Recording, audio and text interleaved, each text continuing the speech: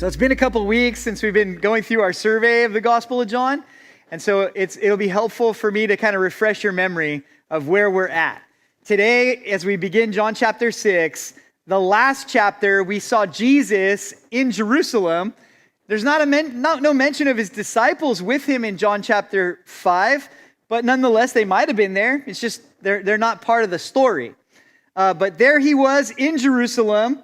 He shows up where? Not in the palaces and the temples, but he shows up in that place where there's many sick and lame people gathered together there at the pool of Bethesda, hoping that their lives would change. They're at that place called the House of Mercy. And there at the House of Mercy was this man who had been paralyzed for 38 years. That man had spent so long just sitting there, just hoping that his circumstances would change, stirring in his thoughts, because later we find out that his illness had been brought upon him because of some sinful practice that he had been living in. And that's why Jesus said, hey, leave your life of sin, lest some worse thing come upon you. For 38 years, mind alive with all the regrets, wishing things were different, unable to reasonably imagine that change was even possible, until Jesus came along. And Jesus, he changes things. He changes people. In fact, Jesus changes everything. And that's what John 5 tells us. There in John 5, verse 8 and 9, Jesus said to him, "Rise, take up your bed and walk." And immediately the man was made well. He took up his bed and walked, and that day was the Sabbath. So Jesus healed the man on the Sabbath. Jesus told him to take up his bed and walk on the Sabbath. And then, with authority, he explained how he is the Son of God and he is the Lord of the Sabbath. But now, we're in John chapter 6. And in John chapter 6, this doesn't take place in Judea. This doesn't take place there in the area around Jerusalem. John chapter 6, we're back in the region of the Galilee. Now, the Galilee is in the north of Israel. And when you hear Galilee, sometimes you hear of the Sea of Galilee, or sometimes it's called the Sea of Tiberias. Sometimes it's called the Lake Gennesaret. All of these different names, but don't be confused when you hear the word sea. It's not like the Red Sea or the Dead Sea or the Mediterranean Sea, or, it's not like some salty body of water. It's a lake. It's fresh water. They just call it a sea. And so they're in that region of the Galilee. Now, you could go over to Lanai, or you could go over to Molokai, but even though you're on a different island, guess what? You're in Maui, because we're talking about Maui County. When I say the Galilee, I'm talking about a whole region that's there to the north of Israel, and that's where the Lord, had a lot of his earthly ministry there in that northern region, in the Galilee. And it's an actual interesting side note for the book of John, because the other Gospels focus on Jesus' ministry in the Galilee. They highlight his miracles there. They highlight his teachings there. But John only records 4 miracles in the Galilee. There's only 4 that he brings attention to. These 4 miracles in the Galilee, the first miracle is in John chapter 2. Where he turns the water into wine. That was his first miracle, where he showed forth his glory. In John chapter 2, turning water into wine. Then we see in John chapter 4, the miracle of the nobleman who was from Capernaum, and his son was sick, so he made the 26-mile journey to Cana of Galilee, found Jesus, and told him, hey, my son is sick. And Jesus, with a word, healed his son back in Capernaum. And then the next 2 miracles are connected. You would call them, they're like these Siamese twin miracles. And I think it's safe to say that because both of them occur in this chapter. And they're the miracles of the feeding of the 5,000, and then the accompanying miracle of Jesus walking on the water. I say these 2 miracles go together because these 2 miracles in this chapter are found in all 4 Gospels. So you might think the Gospels record a lot of miracles. And they're beautiful. They're exciting. They're so encouraging. But of all the miracles that show up in all four Gospels, there's only 3 miracles that show up in all 4 Gospels. And those are the feeding of the 5,000, Jesus walking on water, and the resurrection of Jesus Christ from the dead. So it's pretty significant when every gospel writer is like, oh, and then there was this one. Like, I got to talk about this one. So when you see that, you cue in. And just like most of Jesus' miracles, after this happens, it leads to some serious teaching. So, with that said, let's look to it. John chapter 6, verses 1 through 4. He says, after these things, Jesus went over the Sea of Galilee, which is the Sea of Tiberias. Then a great multitude followed him because they saw his signs, which he performed on those who were diseased. And Jesus went up on the mountain, and there he sat with his disciples. Now the Passover, a feast of the Jews, was near. Okay, I'm going to stop there for a second. After all these details of the setting, what's the details of the setting? One, that there is a stir that Jesus has been causing. Everywhere he goes, he's changing lives. He's bringing healing and hope. And there's a great multitude that's following him. It says at that time, they're following because of the signs which he had performed on those who were diseased. Man, they're going to follow Jesus. So this multitude is gathering. They're following him around the countryside. They're listening to his teachings. They're watching his wonderful ways. But then notice that it says in verse 4, now the Passover, a feast of the Jews, was near. Now that's a strange detail here. Because this is a time when Passover is near. This is a time when the people from the northern region there of Galilee, this is when they should have been on their way to Jerusalem. They should have been on their way, on their pilgrimage, on their way up to Jerusalem. They should have been at this time singing those songs of ascent. Come, let us go up to the house of the Lord, to the city of the God of David. Come, let us draw near. Let us enter into his presence with thanksgiving. Let us enter into his courts with praise. They would have been singing those songs, and yet there's something going on in their hearts where they're like, yeah, maybe not this year, Jerusalem. Maybe not.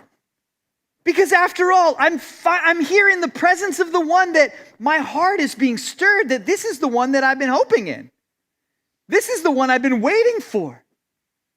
This is the one. There's no other place I'd rather be than right here in his presence. I want to hear his words. I don't want to miss any of it. And so, the disciples, they've been seeing his works and ways. They've been participating in them. They must have felt like the most uniquely blessed people on the planet. Like, talk about being on the in club. You know what I mean? Like, everybody else just wants to get near Jesus. We read about the guy in Mark 4 that he tears the roof off of the house in Capernaum to get to where Jesus is. That's how bad people wanted to get close to Jesus. But yet here's the disciples, and they get to be with him wherever he goes.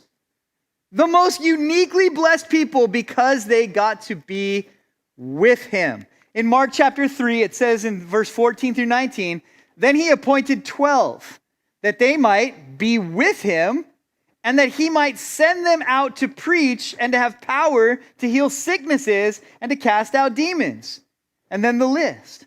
Simon, to whom he gave the name Peter, James, the son of Zebedee, and John, the brother of James, to whom he gave the names Boanerges, that is, the sons of thunder, Andrew and Philip, Bartholomew, Matthew, Thomas, James, the son of Alphaeus, Thaddeus, Simon the Canaanite, and Judas Iscariot, who also betrayed him.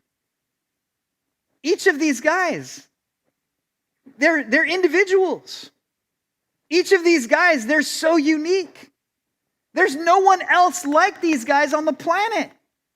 They all had their own temperaments. They all had their own personalities. They all had their own experiences with Jesus. They all had their own life experiences that brought them up and shaped them into the people they were when this was written about them. They were different. I mean, look, there's some of them that are called the sons of thunder. Like, it says a little bit about their temperament. You got Matthew, who's a tax collector. I mean, all of these guys, you know, Peter, James, and John, they had a successful fishing business there in Capernaum. I mean, like, all of these guys, they're so unique. They're so individual. They're so different. And yet here they are. They're all together. And they're all following Jesus.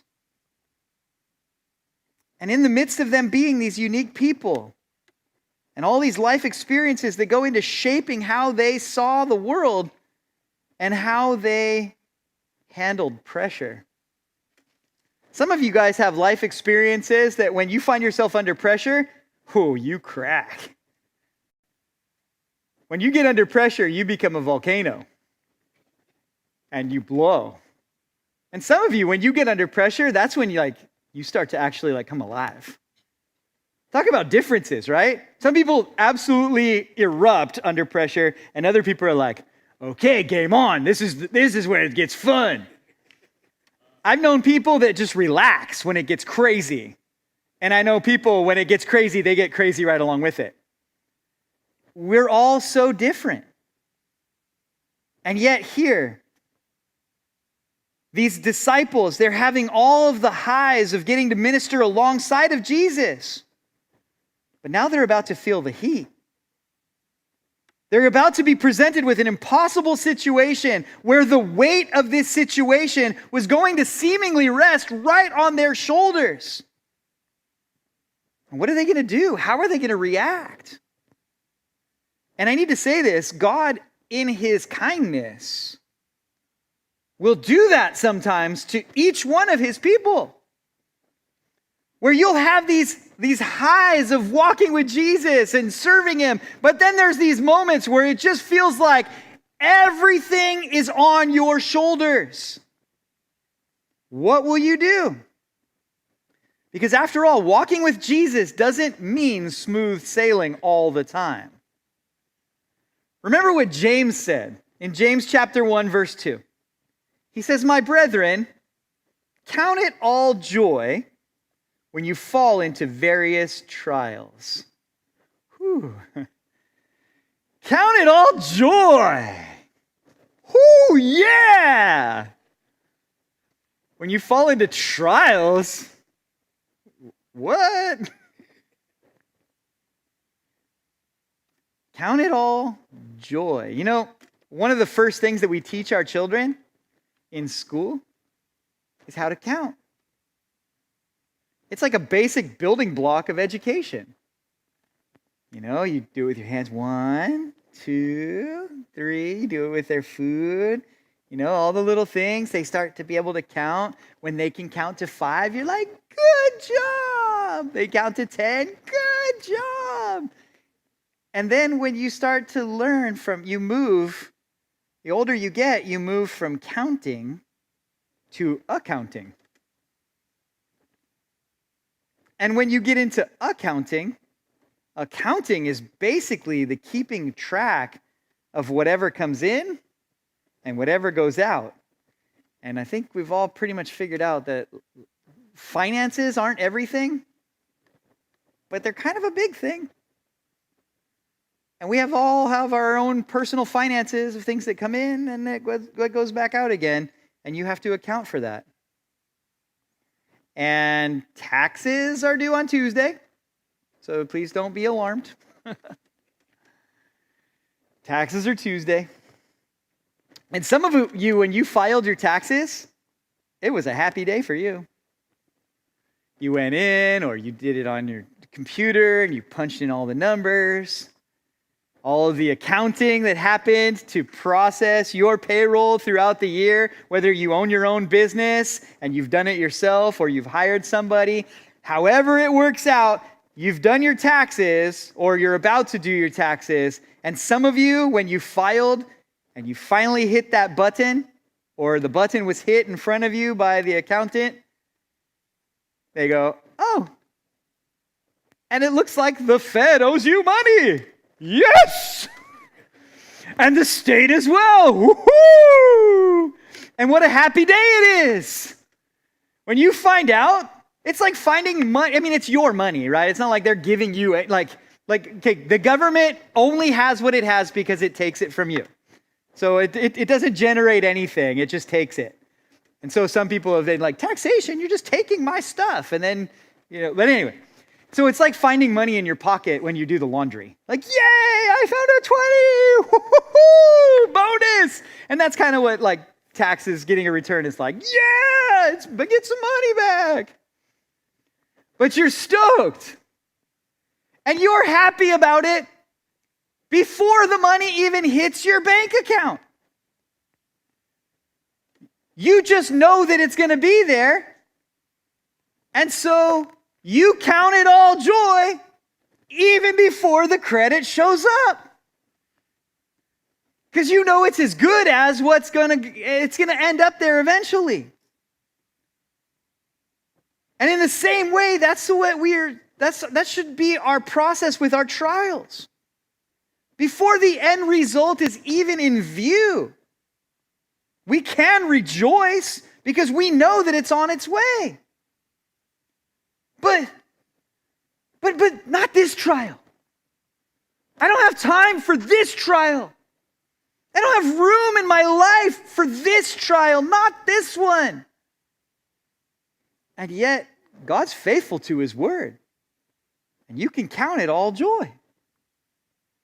But this guy, he just pulled into me while I was driving out on the road.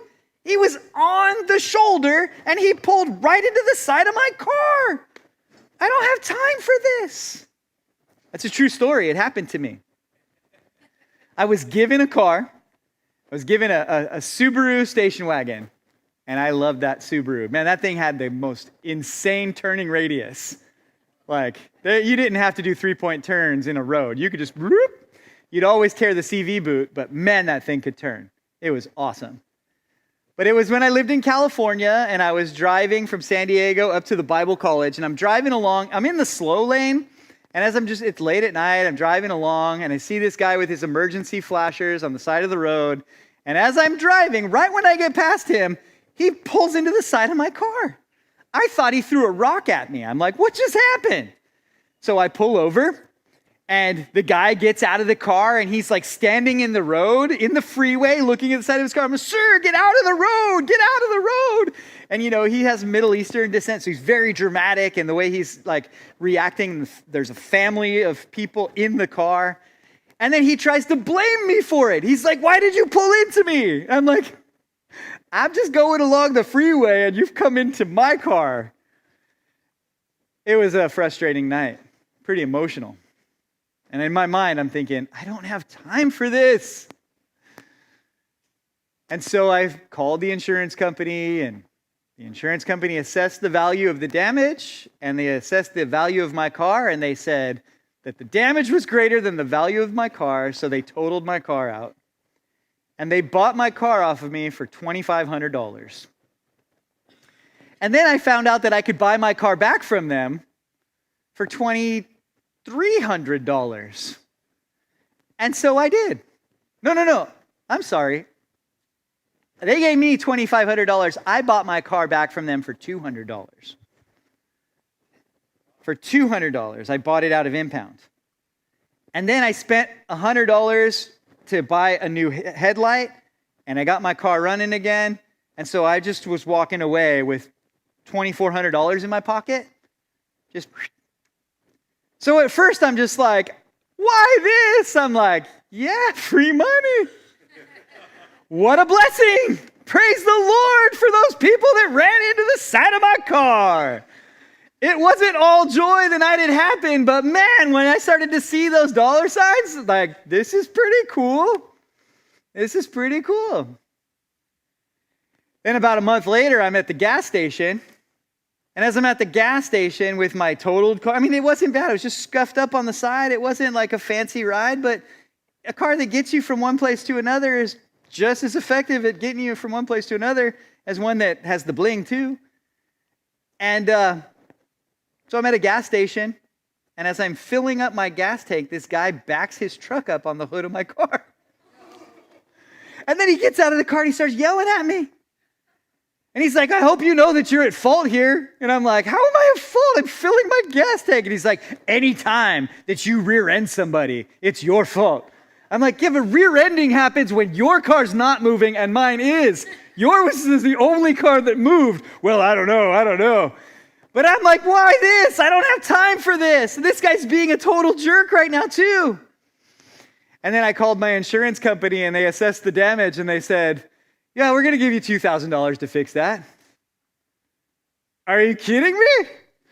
Thank you, Lord, for the guy that just backed up on my car. My car still drives fine. And now here I am, and I'm sitting here with, $4,300 in my pocket, and I'm still driving the car around. And then I sold the car for $1,700. Like, Lord, this car pays me so much money. All of the trials, and yet I could count it all joy.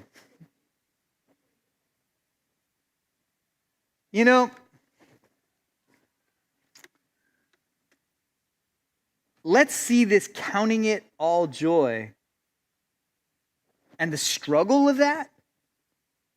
Let's see that in action here with the disciples in verse 5 and 6 of John 6. It says, then Jesus lifted up his eyes, and seeing a great multitude coming towards him, he said to Philip, where shall we buy bread that these may eat? But this he said to test him, for he himself knew what he would do. Jesus lifts up his eyes. He sees the multitude. He sees each individual in that multitude. He sees you. He knows the need.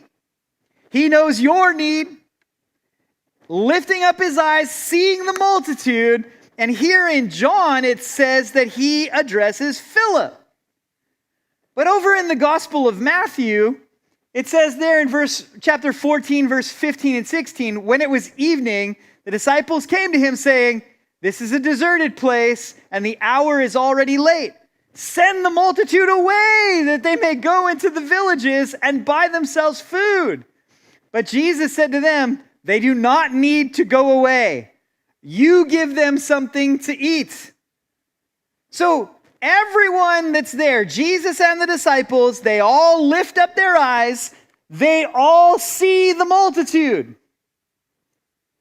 But when they see the multitude, the disciples say, send the multitudes away. So everybody saw the people, but they also saw the problem. Lots of people. Now, on the one hand, lots of people are a blessing. But on the other hand, it also brings its challenges with it. It reminds me of the Proverb 14:4. It says, where no oxen are, the trough is clean. But much increase comes by the strength of an ox. So on the one hand, if you're wanting a clean trough, a good way to keep that trough clean is to not have any oxen. Man, you sure, like those of you who don't have kids, your car is probably very clean. And then you have kids, and then you're like, how did this happen? I remember one time we were driving, and I hadn't been in the back seat of my car for a while, and I get in the back seat, and I look, and it's like the kids had drawn a smiley face in crayon on the headrest of the car seat. Like, oh! Let it rest. You know, where there's no oxen, the trough is clean. But when the oxen start showing up, oh, the trough gets kind of messy, doesn't it? An increase is by the strength of an ox. So there is these logistical challenges that come along with these blessings. And here they were. It's late. They're far from town. The people are hungry. It says in Matthew, send the multitudes away. Their initial reaction, how should we deal with the problem? Keep sending it downriver. That's a nice problem right there. Glad it's for someone else. That's their problem, not my problem. And then Jesus says, no, they don't have to go away.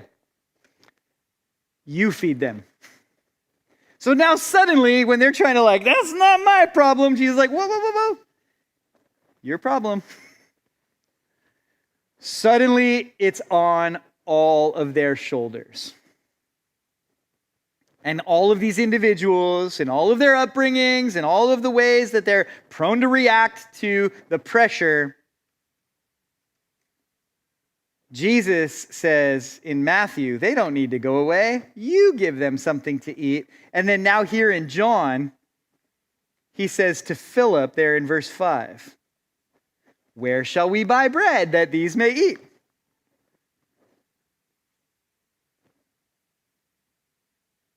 But this was to test them. Look at it in verse 6.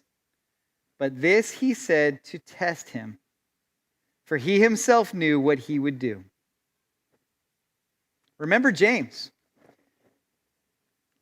James 1, verses 2 and 3. My brethren, count it all joy when you fall into various trials, knowing that the testing of your faith produces patience. Count it all joy. Why? Because he's testing your faith. Count it all joy because he's testing your faith. Verse 6 of John 6, he said this to test him. And yet he himself knew what he was going to do. So Jesus already has the answer. He already knows the solution, but now he's putting the problem to Philip.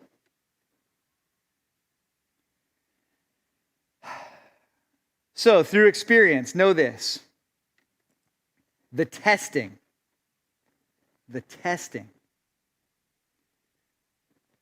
When I was in high school, I was a terrible student. I refused to do anything at home. No homework. Like when the bell was over, school was over, and now I'm off to do bad punk kid things. But I knew if I was going to continue to do bad punk kid things when the bell rang and I was free from school, if I was going to still pass, if I had any shot at passing, I had to listen super good in class, hoping that my teacher would say something that would be relevant to the test.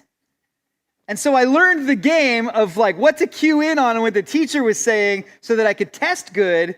And then I could just barely pass. That's how I got through most of my classes. What's the subject of the testing that James talks about? The subject of the testing, it's not math. The testing of your math. The testing of your science. The testing of your physics or chemistry. Nope, none of those things. It's the testing of your faith. Praise God that it's not the testing of your skill. It's not the testing of your strength. It's not the testing of your Bible knowledge. It's not the testing of how creative you are, or how persuasive you are, or how much ingenuity you have. And yet so often, the model of church in the day and age that we're living in is, let's see, how good are you at marketing? That will be the secret of your success, but God doesn't care about testing your marketing skills. He doesn't care about testing, like the size of your intellect. He doesn't care. Like, what is he testing? He is testing your faith. And he's testing it to refine it because he cares about it. He cares about your faith. Whether or not you're going to trust Jesus in whatever it is that you're going through, it's a test of faith. And you know what a test of faith looks like? It looks like this famous psalm, Psalm 23, verse 4. Yea, though I walk through the valley of the shadow of death, I will fear no evil, for you are with me. Your rod and your staff, they comfort me.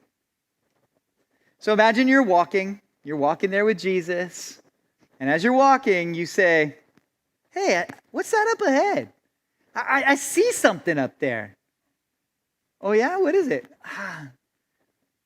What is that? What is that? And then Jesus says to you, you know what that is? That is the shadow of death itself.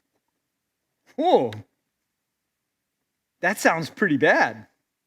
Maybe we should play it safe. Let's steer clear of that. That's probably what I'd say. That's the shadow of death itself? Uh-huh. Let's go somewhere else. No, we're not going to go somewhere else. We're going to go through it. Are you kidding me? Yep, we're going to walk right through it. Will you trust me? That's the shadow of death itself. Yep. We're going through it. I'm going to lead you. Will you go with me? Will you trust me? See, I want you to know that no matter what it is that you're going through, like, he hasn't left you. He holds you in the palm of his hand. I love the fact that no matter how low you go, that still underneath are the everlasting arms. Deuteronomy 33:27. The eternal God is your refuge, and underneath are the everlasting arms. He shall thrust out the enemy from before you, and he shall say, destroy them. Look at, he is the eternal God, and upholding you are everlasting arms. Like no beginning and no end. There's nothing temporary about like the way that he guards his people. He knows all the details. Matthew 10, verse 29 through 31. Are not 2 sparrows sold for a copper coin? And not one of them falls to the ground apart from your Father's will? But the very hairs of your head are all numbered. Do not fear, therefore. You are of more value than many sparrows. Like, he knows what you're facing today. And like the miracle of water into wine, and like these guys here, hungry and desperate people that are there that day, he knows how he's going to handle the situation before the situation even arises, before it's even made into a question. He knows what he's going to do. God already has an answer, the answer to the question in hand, before the question is even asked. God is always ahead of the game. During first service, Milani mentioned a conversation that her and Hannah were having about Abraham. We talked about Abraham at the men's study a couple of weeks ago and how God called Abraham to take now his son, his only son, Isaac, and to offer him. Abraham didn't have a Bible that he could go read. All he knew was these promises that led up to him having a son. That was like the entirety of his scriptural knowledge. He crossed over from polytheism. He knew about the forefathers a little bit, and yet he knows he's going to have a son, and God has called him to get out of his hometown and to a place that he's going to show him. And after all of God's faithfulness, now he says, okay, now the God who blessed you in the midst of impossibility, with you being way too old to have a kid and your wife being way too old to have a kid, and now you have this miracle kid, I want you to offer this kid to me.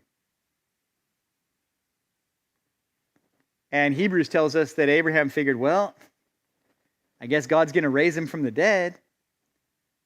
And so in obedience, he begins to take his son to this place of sacrifice. And when he gets there, God, what just happens to be caught in the bushes? A ram, stuck in the bushes with his horns, like, wow, what a perfect time for you to be providing for me right now, God. I would have liked it if you would have provided that ram at the door of my tent, but you kept me sweating the whole way up this mountain. You kept me like when the knife is being raised and you're like, oh, wait, look over there. There's your sacrifice. Whoo! You knew what you were going to do, didn't you, God? He always does. He knows all the details. Elijah being fed by ravens. God knows what he's going to do. He always does.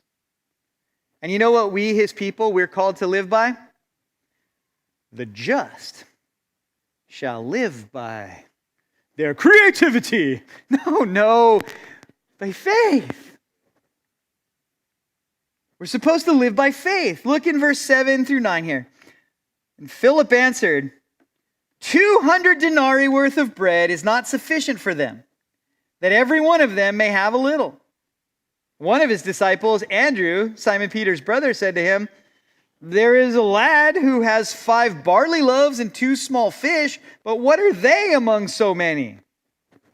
So first of all, check out Philip's answer. Jesus turns to Philip. He already knows what he's going to do. He turns to Philip to test him. Buy them bread. And look how Philip answers. Now, if you took this situation and say you just took any run-of-the-mill atheist, someone who has no belief in God. There is no God. My life is a big accident, and my morality is borrowed from Christianity. Because it is, right? If everything's a big accident, there is no objective right or wrong. So they're just living in a Christian world, agreeing that Christian principles are the best, but there is no objective standard. Ask an atheist. Atheist, here's a multitude, and they're all super hungry. There's 5,000 men out there, not counting their women and children. That's a lot of people. So, how are you going to feed them? And you know what an atheist will say? You're going to use money, and you're going to buy bread, but the amount of money is not enough to meet that need. You know what Philip said? Philip said the same thing that an atheist would say. Why is it that when we're not living according to faith, it's all according to ones and zeros and numbers and stuff? It's all about how it adds up. Atheists do that. And yet here's a situation, and man, I love the stories that don't exactly calculate. You read these testimonies of missionaries and you're like, that's an awesome story. But it's a story of them living by faith and not by mathematics. They're living by faith, not in light of their own personal resources.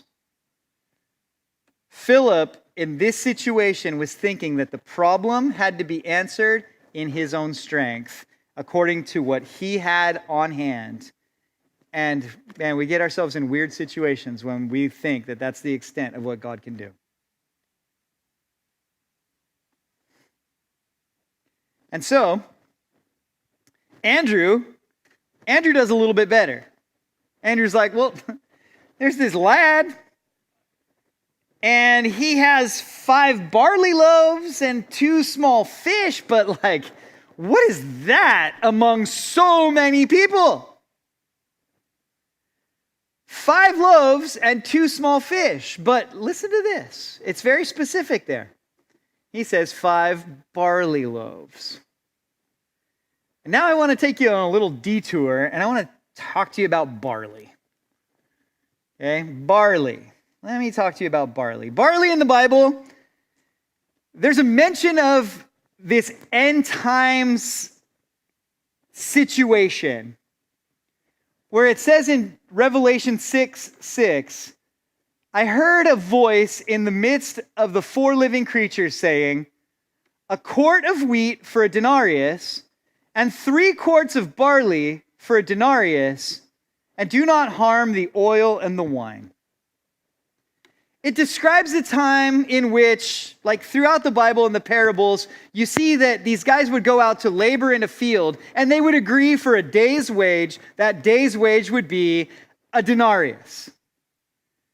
So a fair wage for a person working all day long would be that particular measure of money. Not how much per hour, how much per day, and the amount would be a denarius. And now this is describing a time in which inflation is so out of hand that you would work all day long for a quart of wheat. Or all day long for 3 quarts of barley. Interestingly, that there's no attack or no curse or plague on the oil and the wine, because those are luxury items. And whatever's going on in this time, like the upper class, they will keep on rolling with whatever weird stuff they want. It's only the normal people that are struggling here with crazy inflation. Now, my point isn't like end times. My point is to lay out for you like the exchange rate on these different grains. On the one hand, you could work all day for a quart of wheat. And a quart is enough for 3 meals for a working man. With wheat, you could do all kinds of cool stuff. You can make wheat flour, and then with the wheat flour, you can make pancakes for breakfast, and then you can make biscuits for lunch, and then you can make tortillas for dinner, and you're like, whoa, yeah, this is great. You can make fancy desserts if you want. It's a more refined grain. So a single working man could work all day just to feed himself for that day.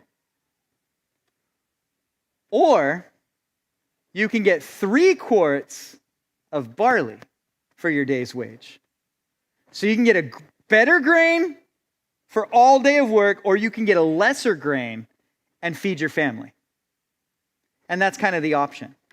So what am I saying here? I'm saying that according to the exchange rate there of that passage, barley's a lesser grain.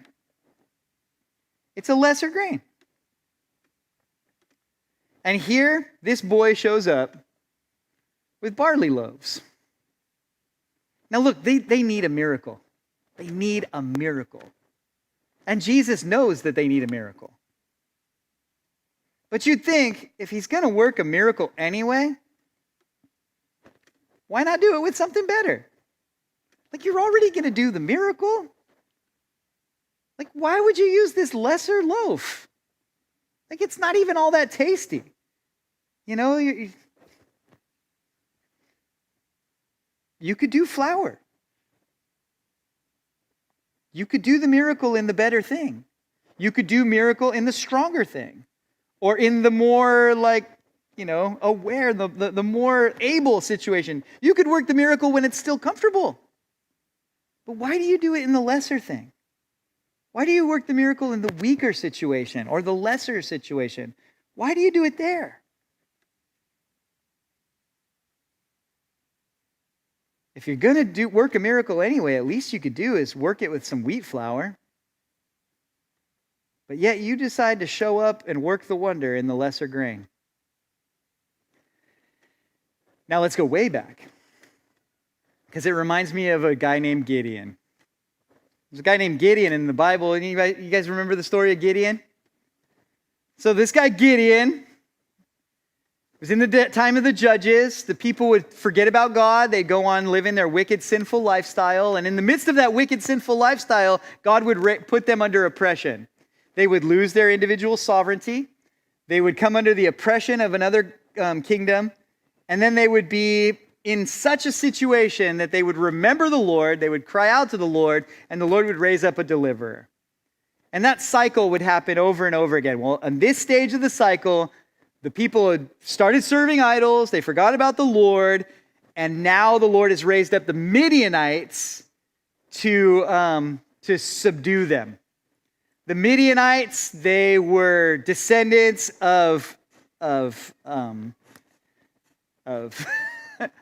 Ishmael, of Esau. Sorry, I knew it would come.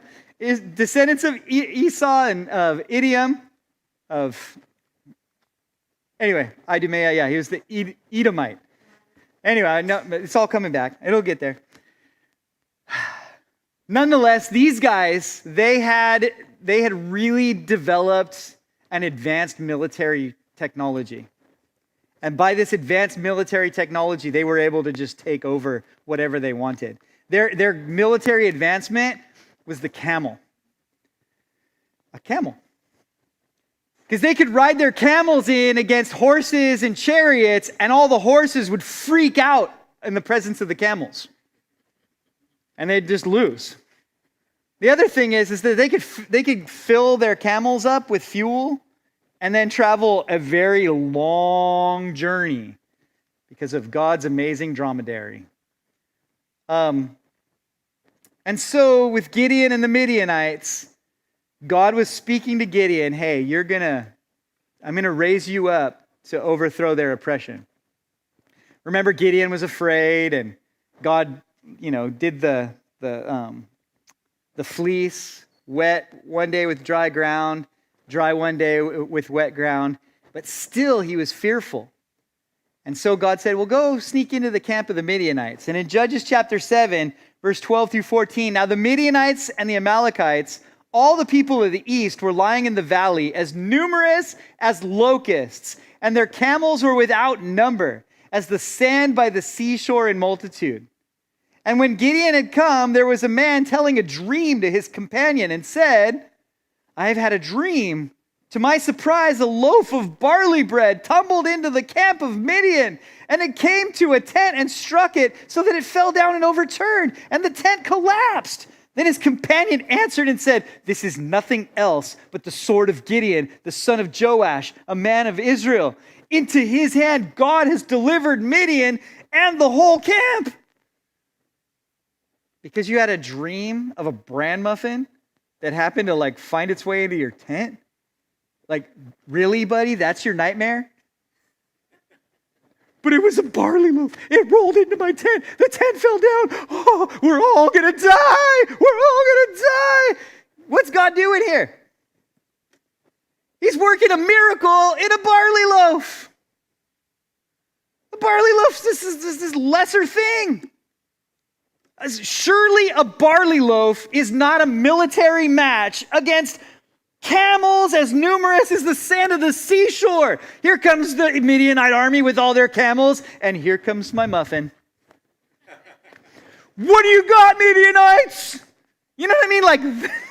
That freaked them out so much that when Gideon and his ragtag small army came that one day, they were so afraid that the Midianites began to turn on each other. That was it. But yet, so often we're just like that barley cake. Gideon might have felt like that, thin and brittle and cheap, maybe even a little stale. And yet behind him was this mighty unseen wind of God's Spirit, making him and his army invincible. And that was enough to finally encourage Gideon. And it should be enough to encourage us. When you're called to something that seems impossible, like defeating sin in your life, like that sin that you just keep going back to it like a dog to its vomit. You're like, that sounds so gross. That's the way the Bible describes it. You just think it's appetizing because you've learned to love your sin, and God wants you to hate it. God wants you to see it for what he sees it as. But you keep going back and you're like, I can't break my addiction to it. It's impossible. When God calls you to something impossible,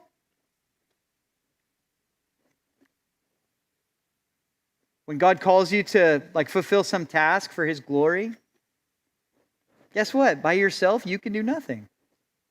And God doesn't expect that you should. But there's nothing that you cannot accomplish if God Almighty takes hold of you and carries you forward. Like Philippians 4:13 says, I can do all things through Christ who strengthens me. Jesus says to him, buy bread. There's nowhere we can buy bread. But Jesus says it to test him, knowing what he would do. Look at verses 10 through 15 as we close up our time together. It says, then Jesus said, make the people sit down. Now there was much grass in the place, so that the men sat down, in number about 5,000. And Jesus took the loaves, and when he had given thanks, he distributed them to the disciples, and the disciples to those sitting down, and likewise of the fish, as much as they wanted. So they were filled, and he said to his disciples, gather up the fragments that remain so that nothing is lost or nothing is wasted. Therefore they gathered them up and filled 12 baskets with the fragments of the barley loaves, which were left over by those who had eaten. Nothing mentioned of gathering up fragments of fish, right? Where's the big miracle? I mean, everything's a miracle here, but they get the leftovers of barley loaves. Then those men, when they had seen the sign that Jesus did, said, this is truly the prophet who has come into the world. Therefore, when Jesus perceived that they were about to come and take him by force and make him king, he departed again to the mountain by himself alone.